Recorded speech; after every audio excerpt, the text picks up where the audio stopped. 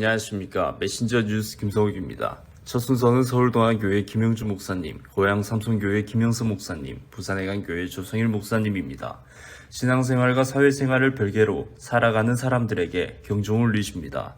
우리에게 사랑받고 있는 찬송이 있습니다. 이 찬송은 조지 쉐아라는 사람이 리아 밀러 부인의 시에다가 곡을 붙인 그런 찬양인데, 조지 쉐아는 미국에 불어닥친 경제 한파로 대학을 포기하고 보험회사에 들어가서 일을 하다가 미국 MBC 라디오 방송국에서 하는 프로그램에 참여했다가 거기서 불렀던 노래가 히트를 치면서 하루아침에 유명하게 된 겁니다. 그래서 부와 명예와 인기를 한꺼번에 독차지하게 되었습니다. 아들이 거기에 취해서 여기저기 다닌다는 소식을 들은 기도하는 어머니가 마음에 걱정이 되었습니다.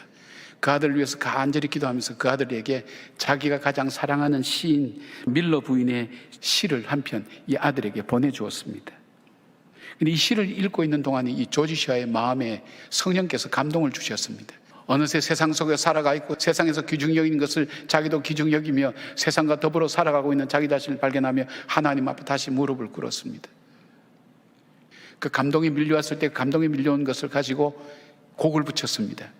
그것이 주 예수보다도 귀한 것은 없네. 그 찬양이 되었습니다.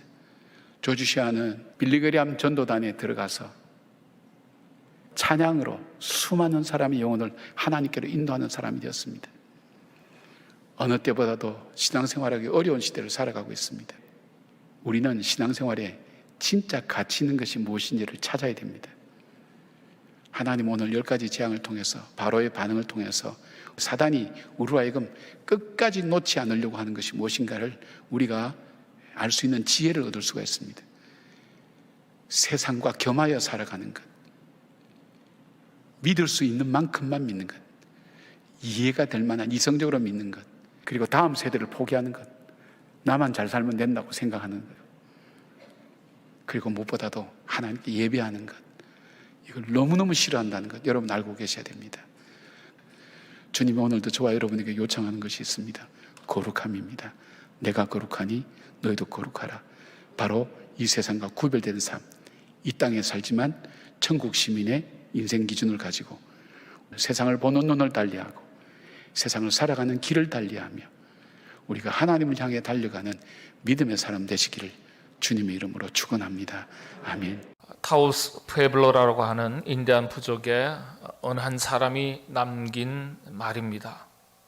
서구 사회에서는 질문을 하지 않으면 아무것도 배우지 않는 것이며 바보가 되는 것이라 여긴다. 하지만 나는 묻는 것이 아니라 들으라고 배웠다. 그것이 우리의 종교였다. 들으라고 배웠다. 그것이 우리의 종교였다. 말하는 것보다 듣는 것이 종교 생활에 더 중요한 자세인 것을 이 인디안 부족이 정확하게 알고 있었던 것 같습니다. 오늘 우리들에게도 마찬가지 아니겠습니까? 쉐마 이스라엘, 이스라엘아 들으라, 들을지어다 이스라엘아. 이렇게 기독교 신앙은 시작이 됩니다. 영적 길을 여시고 여러분 한번 생각해 보시죠. 계곡을 따라서 산을 올라가다 보면 옆에 흐르는 계곡물 얼마나 맑고 깨끗한지 모릅니다. 손을 내밀어서 잡기만 하면 바닥에도를 금방이라도 꺼낼 수 있을 정도로 물속에 있는 바닥에 있는 돌이 다 보입니다. 사람의 키 한 길 깊이만큼이나 깊이가 꽤나 되지만 강바닥 돌이 훤히 다 보입니다. 왜 그럴까요? 이유는 간단합니다. 물이 맑기 때문입니다. 우리 영혼이 죄와 허물 온갖 욕심과 상처로 때묻었던 심령이 예수님의 보혈로 깨끗해졌을 때 바로 그 순간을 가리켜 청결해졌도다, 복이 있도다, 그렇게 말하는 것입니다. 예수 믿고 가장 큰 복은요, 깨끗하게 사는 것, 정직하게 사는 것입니다. 거룩하게 사는 것입니다. 그래야 하나님을 보고 만날 수 있기 때문입니다. 예수 믿는 사람에게 예수님 만나는 것보다 더 큰 기쁨과 복이 어디에 있겠습니까? 그래서 우리 그리스도인들은 바르게 살고 깨끗하게 살고 말씀대로 살기 위해서 한 가지 각오해야 하는 것이 있습니다. 손해보더라도 그렇게 살아가려고 노력해야 합니다. 정직하게 살아가려고, 깨끗하게 살아가려고 노력하셔야 합니다. 그것이 복받을 일이 되기 때문입니다. 저와 여러분, 우리 모두 더 깨끗하게 살고 더 정직하게 살고 순수하게 살아가려고 노력하시게 되기를 바랍니다. 성지순례를 갔습니다. 마지막 일정이 다이아몬드 세팅 공장이었답니다. 일행 중에 한 명이 다이아몬드를 샀답니다. $5,000짜리 아주 값비싼 다이아몬드를 하나 어떤 분이 샀답니다. 이제 그 다음날 아침이 돼가지고 함께 모여서 식사를 하는데 그 대화의 내용이 뭔가 하면은 그 다이아몬드 비싸게 주고 샀는데 이제 한국으로 와야 되잖아요. 한국에 오면은 세관 신고를 해야 되잖아요. 세관 신고하지 아니하고 어떻게 숨겨 오면은 몰래 그냥 통과할 것인가 라고 하는 얘기였다는 거예요. 그 다음에 이렇게 이분이 썼어요. 우리 일행 중 크리스천이 아닌 사람은 아무도 없었다. 아니, 모두 목사, 장로, 권사 같은 소위 중직자들이었다. 그러나 누구도 법에 따라 세금을 납부하라고 권하는 사람은 없었다. 성지순례를 가가지고 예루살렘에 가면은 그러면 비아 돌로로사의 길을 걷잖아요. 예수님이 십자가를 지시고 가신 그 고난의 길을 함께 일행들이 걸으면서 이제 마지막 도착하는 곳은 예수님이 십자가에 못 박히신 바로 그 장소입니다. 바로 이 장소에서 예수님이 나를 위해서 십자가에서 죽으셨구나라고 하는 걸 생각하면서 마음으로부터 우리 주님을 경배하고 찬양하게 되는 거예요. 아마 이 일행도 그랬을 겁니다. 그런데 그걸 지나서 다이아몬드 세팅 공장에 가서 다이아몬드를 산 다음에 이걸 어떻게 한국으로 몰래 세금 더 내지 아니하고 세관대를 통과할 것인가 라고 하는 걸 생각하고 이야기를 나누는 그 순간에는 하나님이 없는 것처럼, 하나님이 죽은 것처럼 말하고 행동했다는 것입니다. 종려주일에 예수님을 환영했던 사람들이 5일 후인 금요일에 예수님을 십자가에 못 박으라고 외치는 것하고 그렇게 달라 보이지 않습니다. 만일 주일에 여러분을 만난 어떤 사람이 여러분을 칭찬하고 존경한다 그러고 여러분을 아주 지켜 세우는데 근데 월요일에 가가지고는 여러분이 없는 것처럼 무시하고 여러분을 대적하는 사람에게 동조한다면 아마 우리는 그 사람이 원수 같다고 생각이 들 것입니다. 메신저 뉴스 두 번째는 서울 청파동교회 김현준 목사님, 대전 제일교회 김천미 목사님, 남양주 벨레도안교회 나강희 목사님을 연결합니다. 배우는 교인들에서 가르치는 교인들로 탈바꿈을 촉구하십니다. 청파동교회가 벌써 창립 42주년을 맞이했습니다. 교회 역사가 42년 정도 되면 성경을 배울 것이 아니라 성경을 가르치는 사람들이 되어야 합니다. 그러려면 열심히 성경을 공부해야 합니다. 내일부터 사순절 영상 묵상 풍성한 삶의 첫걸음을 통해 모든 성도와 함께 우리가 어떻게 해야 신앙생활을 잘 할 수 있는지 생각해 보려고 합니다. 어려운 공부가 아닙니다. 말 그대로 신앙생활의 첫걸음을 어떻게 해야 되는지, 거듭남에 대해서, 하나님과의 인격적인 만남에 대해서, 기도와 말씀 묵상과 전도에 대해서 정리하는 시간을 가져보고자 합니다. 이런 내용을 공부하는 이유는 내가 배우는 데 목적이 있는 게 아니라 남을 가르치는 데 목적이 있습니다. 앞으로 우리 교회 성도들이 우리 교회에 등록한 새 가족들에게 이 풍성한 삶의 첫걸음을 1대1로 가르치도록 할 겁니다. 열심히 배우시기 바랍니다. 풍성한 삶의 첫걸음을 배우고 나면 말씀의 맛을 배우셔야 합니다. 말씀의 맛은 복음이 무엇인지를 가르치는 성경 공부입니다. 말씀의 맛을 배우시고 나면 하나님 나라 복음 제자 훈련 풍성한 삶의 기초를 배우셔야 합니다. 풍성한 삶의 기초는 복음을 믿는 사람이 어떻게 살아야 하는지를 배우는 과정입니다. 잘 배워서 새 가족들을 가르치고 믿음의 후배들을 가르치시는 우리 성도들이 되시기를 바랍니다. 에디오피아 여왕의 내시는 빌립에게 복음에 대해서 배우고 받아들이고 믿어서 세례를 받았습니다. 그리고 자기 나라로 돌아가서 복음의 열매를 많이 맺었고 에디오피아는 구원의 은혜가 충만한 나라가 되었습니다. 우리 청파동교회 사명은 사랑하며 전하라입니다. 비전은 구원의 은혜가 충만한 교회, 더불어 소통하는 교회, 섬김의 기쁨을 누리는 교회입니다. 청파동 교회의 담임 목사인 저에게 꿈이 생겼습니다. 성경을 열심히 배운 저와 우리 교회 성도들이 초대교회 사도들과 성도들처럼 누군가를 전도하고 내가 전도한 그 사람에게 풍성한 삶의 첫걸음, 말씀의 맛, 하나님 나라 복음 제자 훈련, 풍성한 삶의 기초를 잘 가르쳐서 세례를 받고 교회 봉사를 하는 건강한 그리스도인으로 양육하는 우리 청파동 교회가 되는 꿈입니다.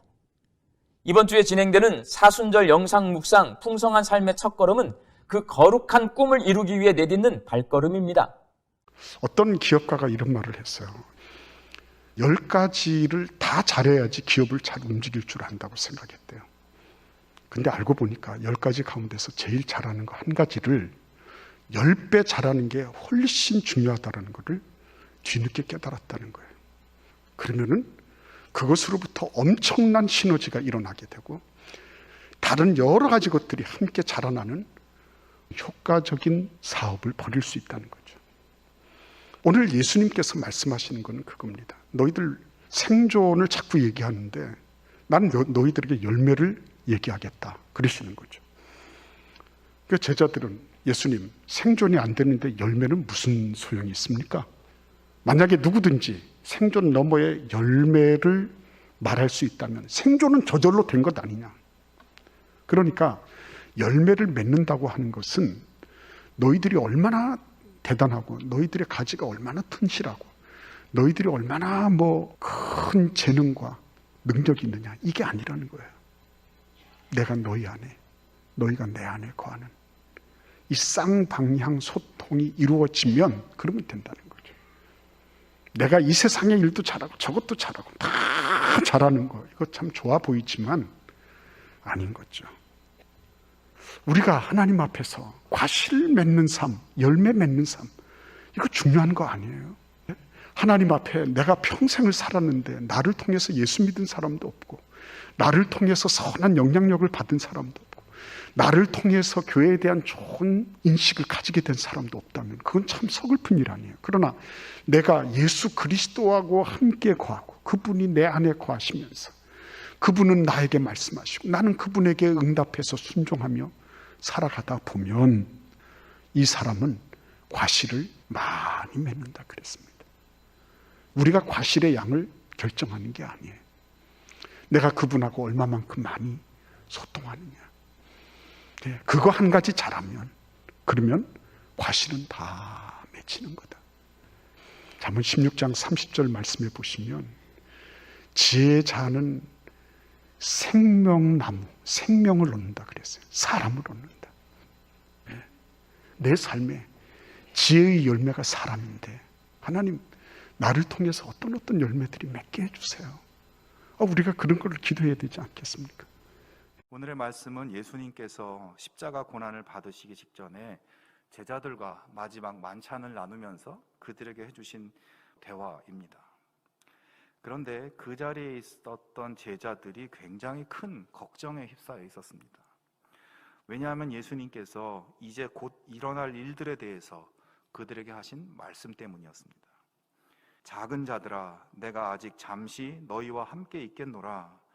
너희가 나를 찾을 것이나 일찍이 내가 유대인들에게 너희는 내가 가는 곳에 올 수 없다고 말한 것과 같이 지금 너희에게도 이르노라. 앞으로 예수님이 없는 공간에서 살아가야 할 제자들이 사람들의 미움을 받고 핍박을 받고 삶의 터전에서 쫓겨나고 그들에게 죽임을 당하는 일까지 겪게 될 것을 주님은 알고 계셨습니다. 그래서 예수님은 그들과 같은 공간에 머물고 있는 이 마지막 시간에 그들이 맞닥뜨리게 될 그런 상황에 대해서 그들을 준비시키는 말씀을 주고 있는 것이에요. 마음에 근심하지 마라. 하나님을 믿으니 또 나를 믿으라. 너희는 마음에 근심하지 말라. 이 말씀이 문법적으로는 굉장히 특이한 문장이에요.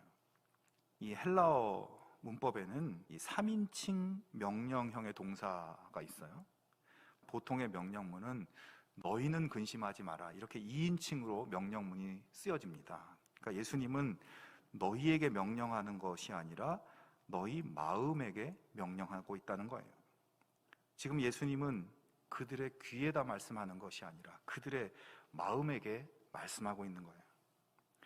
내가 너희를 고아와 같이 버려두지 아니하고 너희에게 오리라. 제자들이 예수님 떠나고 나면 부모 잃은 고아처럼 불안하고 염려하게 될 것을, 그 고통스러운 마음을 공감하시며 하시는 말씀입니다. 우리가 이 땅에 살면서 정말 힘들다 이렇게 느끼고 염려와 걱정에 사로잡히고 막막하고 답답하고 그런 경우를 우리가 겪을 수가 있죠. 그러나 여러분, 예수님은 말씀하십니다. 우리의 속 깊은 곳, 나만 알고 있는 그곳의 마음에게 말씀하십니다. 마음아, 근심하지 말아라. 내가 내 마음을 안다. 내 상황과 처지를 안다. 우리의 마음을 창조하신 예수님께서 우리 마음을 직접 받으시고 어루만져 주십니다.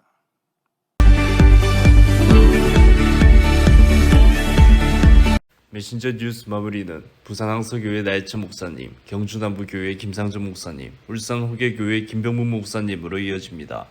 죽음을 두려워하지 않고 직시할 수 있어야 죽음 이후 영원한 삶을 기도할 수 있다고 말씀하십니다. 지금 우리는 우리 주님의 십자가와 그 죽음을 묵상하는 사순절을 지내고 있습니다. 오늘 우리는 예수님을 바라보고 있습니다. 예수님을 만난 사람들입니다. 죽음의 계곡을 지나 강을 건넌 사람들입니다. 그래서 우리는 참된 빛으로 오신 예수님의 그 빛 가운데 머물면서 부활이요 생명이 있음을 선포하면서 우리는 오늘 이 자리에 나와 있는 줄 믿습니다. 주님과 함께 동행하는 삶을 살아가고 있다는 것입니다. 여러분, 이것보다 더 큰 은혜가 있습니까? 이것보다 더 큰 축복이 있습니까? 구약의 전도서 12장 1절에 보면 너는 청년의 때 곧 공고한 날이 이르기 전 나는 아무 낙이 없다고 할 해가 가깝기 전에 너의 창조자를 기억하라. 가능한 한 빨리 젊을 때 창조자를 기억해야 된다. 창조자를 바라봐야 된다는 말씀이 있죠. 창조자라는 말은 히브리 말로 바라라는 말인데 무덤이라는 말이 보르라는 말이에요. 그래서 창조자를 기억하라, 이 말을 바꾸어서는 너의 무덤을 기억하라, 그렇게 바꾸어 읽기도 한다는 것입니다. 너의 무덤을 기억하라, 무슨 말입니까? 라틴어로 메멘토 모리, 너의 죽음을 기억하라. 지금 이스라엘 사람들이 이처럼 너의 창조자를 기억하라, 너의 무덤을 기억하라고 읽는 이유는 자기의 무덤을 생각하는 자만이 자기 생명의 창조자를 바라보고 생각하고 기억할 수 있다는 심오한 믿음이 있기 때문에 그렇다는 것입니다. 다시 말씀드리면 죽음을 건넌 자만이 영원한 집을 소유할 수 있다는 것이죠. 그렇습니다. 평소 자기의 무덤을 생각하고 또 자기의 죽음을 생각할 줄 아는 사람만이 자기의 약함을 인정하게 돼요. 그리고 죽음을 바라보는 사람은 영원한 것에 대한 소망이 있기 마련입니다. 땅의 것을 바라보지 않고 위의 것, 하늘의 것을 바라보는 지혜를 소유할 수 있게 된다는 것입니다. 아브라함을 아브라함으로, 사례를 사라로 이름을 바꾸게 했습니다. 아브라함이라고 하는 이름의 뜻은 만국의 아버지라고 하는 뜻이고, 사라는 만국의 어머니라고 하는 뜻입니다. 아내는 남편에게 여러 족속, 여러 무리의 아버지 아브라함이요 라고 부르고, 남편은 아내에게 여러 무리의 어머니요 사라요, 그렇게 이름을 불렀습니다. 이 가정 형편을 알고 있는 사람이라고 한다면 웃기는 이야기입니다. 사라는 99세가 되도록 아무런 생사를 못했습니다. 그런데 어떻게 사라가 열국의 어머니가 될 수 있다고 하는 이야기입니까? 하지만 주의 시선에 아랑곳하지 아니하고 아브라함이여 만국의 아버지여, 사라여 만국의 어머니가 될 사람이여, 서로 믿음을 가지고 부르는 겁니다. 마침내 하나님이 정하신 때가 되었을 때에 웃음이라고 하는 이름의 뜻을 가진 이삭을 선물로 받게 되었습니다. 사랑하는 여러분, 여러분의 가정에 웃음을 원하십니까? 그러면 아브라함과 사라처럼 믿음의 언어를 사용하시길 바랍니다. 믿음의 말, 축복의 말, 사랑의 말은 이루어지기 때문에 그렇습니다. 우리 인간의 뇌에서 언어를 담당하고 있는 신경이 바로 중추신경입니다. 이 중추신경이 우리 몸의 모든 신경을 지배하고 있다고 하는 사실이 의학적으로 밝혀지게 되었습니다. 만약 나는 약해, 나는 무능해 라고 이야기한다면 모든 신경들이 그 메시지를 받아서 야, 중앙에서 약해질한다. 야, 중앙에서 무능해질한다. 스스로 약해지기 시작합니다. 모든 기관이 약해지는 쪽으로 조절해 가기 시작한다는 겁니다. 믿음의 말, 사랑의 말, 축복의 말 선포하는 우리 모두 되시길 주님의 이름으로 축복합니다. 이 선포라고 하는 것은 단순한 것입니다. 나는 잘 말을 못해. 내가 어떻게 선포해? 그럴 필요 없습니다. 괜찮아요. 큰 문제에 부딪혀 보면은 예수님을 보십시오. 그 무덤 앞에 서신 우리 예수님께서 화려한 미사여구 사용하셨습니까? 하나님 앞에 유창하게 기도하셨습니까? 그러지 않았습니다. 단순하셨습니다. 눈물을 흘리시며 하나님 앞에 간절한 마음으로 나사로야 일어나라, 이 한마디 뿐이셨습니다. 선포였습니다. 불안에 휩쓸려 계십니까? 믿음으로 기도하십시오. 믿음으로 선포하십시오. 오랫동안 교회를 다니고 예수를 믿으면서도 이 기도 응답을 제대로 받은 적이 없다고 한탄하는 사람들을 만날 수 있습니다. 그 이유는 무엇일까요? 다른 이유가 아닙니다. 간절하고도 끈질기게 매달리면서 기도해 본 적이 없기 때문입니다. 특히 결정적인 순간에는 우리가 생명을 걸고 금식하면서 기도해야 될 때가 있습니다.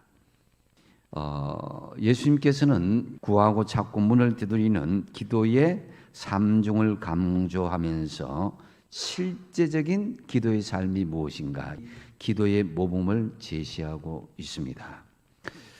예수님께서 강조하신 첫 번째는 간절하고도 끈질기게 매달리는 것이 기도다라는 것을 말씀합니다. 구하라, 그리하면 너희에게 주실 것이요, 찾으라, 그리하면 찾아낼 것이요, 문을 두드리라, 그리하면 너희에게 열릴 것이니. 아멘. 이렇게 3번이나 반복하면서 강조한 것은 기도는 한두 번 해서 끝나는 것이 아니라 간절하고도 끈질기게 매달리는 것이다라는 것을 말씀합니다.